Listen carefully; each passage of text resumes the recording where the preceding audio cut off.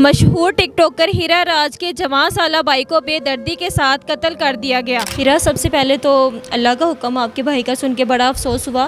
मुझे बताइए कि जिस भाई को मारा गया बेदर्दी के साथ, उसका क्या नाम था? जिसको जान से मारा गया उसका नाम अब्दुल्ला। अब्दुल्ला की उम्र कितनी थी? 17 साल। 17 साल। बताएं कि आपके भाई को किस लिए मार दिया गया? क्या वो छोटा बच्चा था अभी? उसका तो मेरा ख्याल है कि कोई किसी के साथ कोई ऐसा मामला भी नहीं होना, लेकिन उसको मार दिया गया। क्या वजह बनी?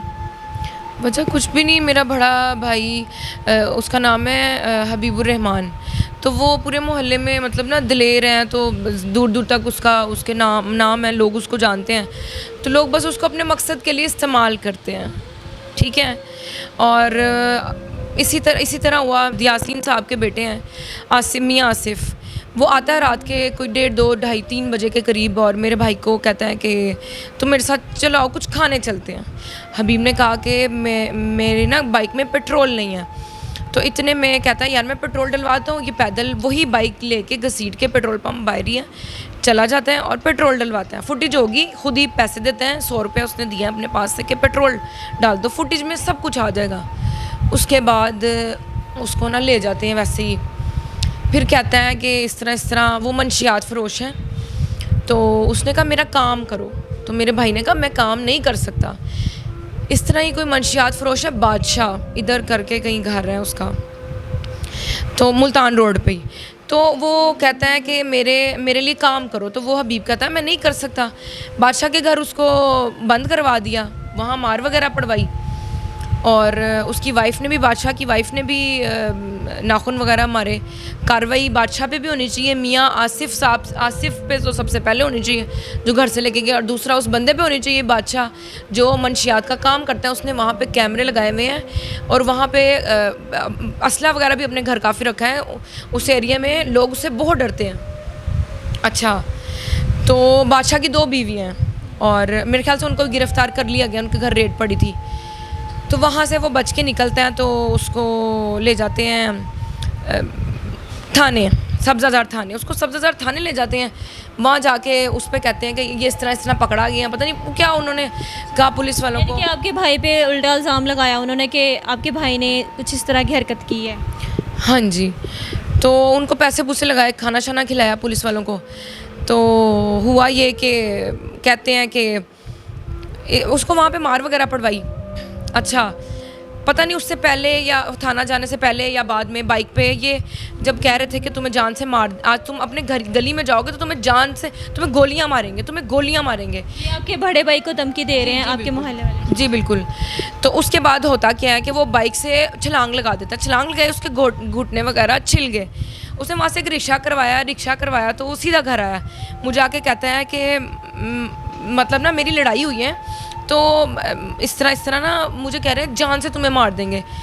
मैंने कहा जान से मार देंगे, ऐसे कैसे मार देंगे? उसके घर वाले भी ज़िंदा बैठे हैं, उसकी हालत ख़राब है। दूसरा चलो वो उसके साथ मसला है, लेकिन उसके घर वाले इतने गए गुजरे नहीं कि उसके पीछे नहीं जाएंगे। वो आया था ना घर, वो कहता है मैं बहुत मुश्किल से आया हूँ, मेरे साथ चलो। तो मैं जाती हूँ उधर मौके पे, तो पुलिस वाले मेरी बात नहीं, मतलब मैं उनको कह रही हूँ कि एप्लीकेशन लिखें। आप एप्लीकेशन नहीं लिख रहे, हम नहीं लिख सकते। मैं कहा क्यों नहीं लिख सकते? मेरे भाई की जान खतरे में।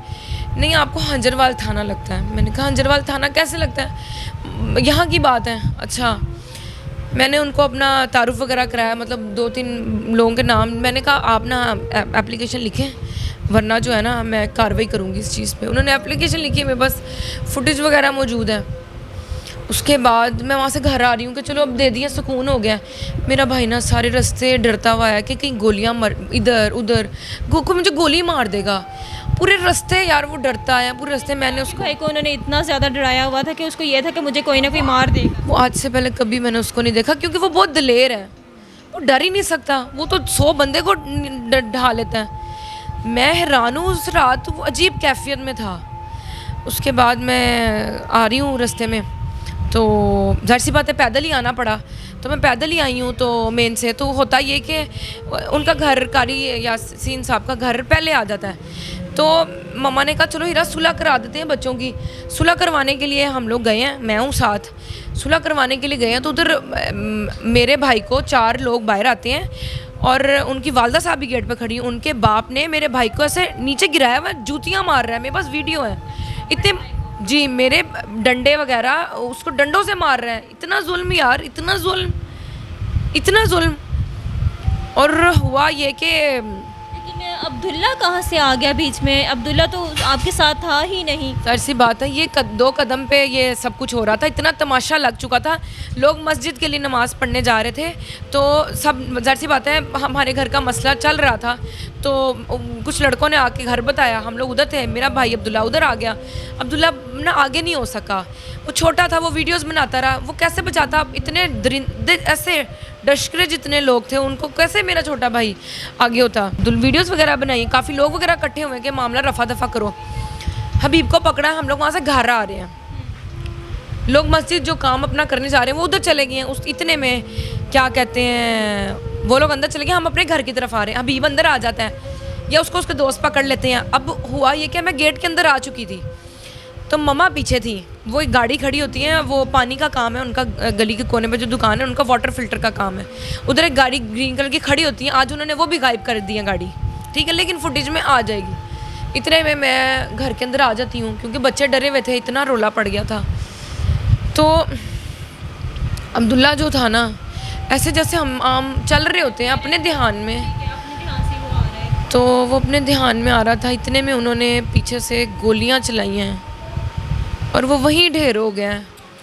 मेरी माँ की आंखों के सामने का ये मंजर है। मेरी माँ पे क्या बीतती होगी। मेरी माँ का हौसला देखो, उसको उठाया, उसको गोद में लिया, लोगों के तरले किए मोहल्ले वालों के, किसी ने गाड़ी नहीं निकाली, कोई बंदा आगे नहीं हुआ। इतना खौफ और राज फैल गया, कैसे लोग आगे आते? इतना खौफ और राज फैल गया, कोई बंदा काम के लिए आगे नहीं हुआ, इतना खौफ और राज।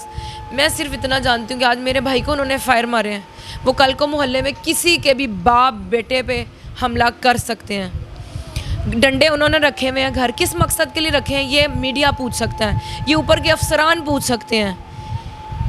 क्लैशन कोप थी या कौन सी गन थी, मुझे गन का आइडिया नहीं है, मुझे गन के नाम नहीं पता।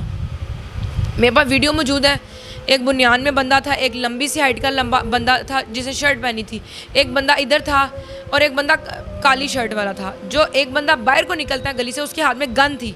मेरे पास वीडियो में वाज़िया वो आ रही है। लेकिन उनका बेसिक पर्पस जो था वो आपके बड़े भाई को मारना था। अब्दुल्ला को गोली लग गई क्योंकि वो बाहर था।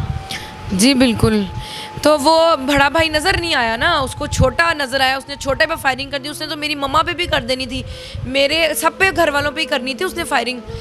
हुआ ये कि मम्मा गाड़ी के पीछे आ गई। जब आप सोचें, मेरी माँ ने अपने बेटे, जवान बेटे को जो अभी 18 साल का भी नहीं हुआ, उसको तो हमने बाहर भेजना था, उसके बड़े ख्वाब थे। उसने रात जैसे कि हीरा आपने मुझे बताया कि मेरे भाई की बर्थडे आ रही थी और आपने सरप्राइज़ किया हुआ था कि मैं इसको मोटर बाइक गिफ्ट कर। बिल्कुल, रात को आया मेरे पास, कहते हैं मेरे मोहल्ले के दोस्त हैं लड़के, उनके साथ मैं यूट्यूब चैनल सुबह शुरू कर रहा हूँ। मैंने कहा ठीक है अब्दुल्ला, मैं तुम्हारे साथ हूँ, ठीक है, मैं तुम्हारा पूरा साथ दूँगी। बड़ा खुश था उस रात, बड़ा खुश था। बस जब घर था ना, तो बस क्या मैं बताऊँ आपको, आप लोगों के सामने है सब कुछ। मेरी माँ इस टाइम पता नहीं गम में है, मेरी माँ किस हाल में है मैं आप लोगों को नहीं बता सकती। मेरी माँ शुगर की पेशेंट है। मैं आप लोगों से गुजारिश करती हूँ, आप लोग ही मेरी आवाज़ है। मेरे अकाउंट तो बैन कर दिए गए हैं, मेरे अकाउंट बैन कर दिए गए हैं। आप लोगों से गुजारिश है मेरी आवाज़ को ऊपर तक पहुंचाया जाए। आप लोग ही मेरी आवाज़ है, आप लोग ने मेरा साथ देना है। मेरे पास कोई प्लेटफॉर्म नहीं है जहाँ पे मैं वीडियोस लगा सकूँ, क्योंकि लोगों को नहीं पता कि मैं कहाँ पे वीडियो लगाऊंगी। अब जाहिर हीरा मुझे बताइएगा कि आपके भाई अब्दुल्ला के आखिरी अल्फाज क्या थे? उसके अल्फाज यही थे, उसने मेरी माँ को बोला था कि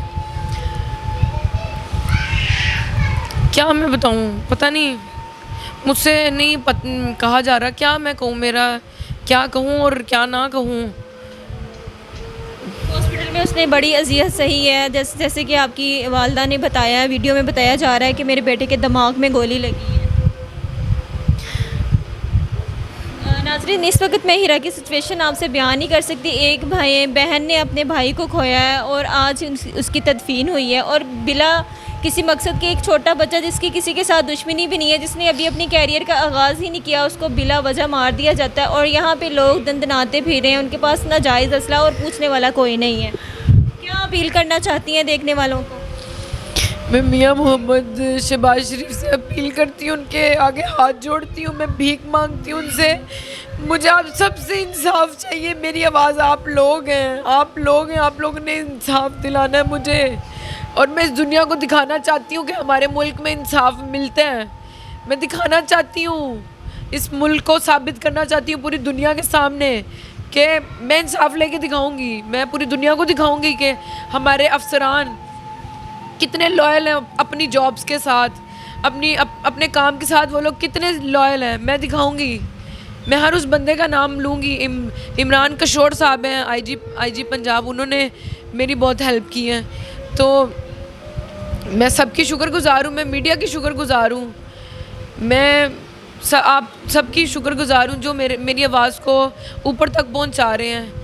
तो बस मेरी यही अपील है कि हमें जो टॉर्चर मिल रहा है, धमकियाँ दी जा रही, मेरी जान को बहुत ख़तरा है। मैं जानती हूँ इस बात को, मैं इस बात को जानती हूँ। मेरा आना जाना है बाहर, मेरी जान को बहुत ख़तरा है। पता नहीं आज 4 दिन तो सिक्योरिटी मिल जाएगी, लेकिन बाद में क्या हो, कब तक है ज़िंदगी, कब तक नहीं है, ये कोई नहीं जानता। बहरहाल मैंने अभी अपने भाई के लिए फ़ाइट करनी है और मैं करूँगी, और मैं इंसाफ लेके दिखाऊँगी इस पूरी दुनिया को कि हमारे मुल्क में इंसाफ मिलता है।